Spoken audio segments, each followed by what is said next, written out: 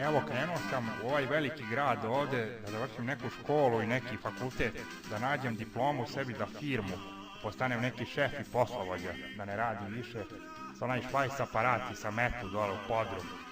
Da oforim sebi neku novu prošlost ovde, da budem neko i nešto, da ženim devojke.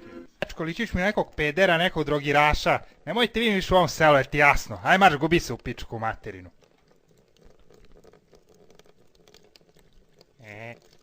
Šta? Šta je ovo? Vraća se. A jebaću mu mater.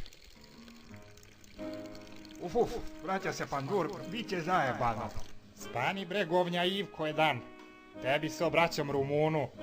Ne da radiš, ne da se šišaš pička ti materina. Stani, ja sam Vlas. U ovo selo, ti jasno. Stani, puti me! Ima da mi pušiš kurac. Ja sam više za klasičan seks, piško. Ima da pošiš sve u 6. Joj, vata se za pištolj. Će da radi pištolj, naguzi se. Uf, proradi mi želudac duboke. Moj Rango, sudbija te bu nadležni šefovi u pičku materiju. Puši! Puši bre! Ne da pušiš, a? Pušit ćeš, sad ću za dupe te vatam.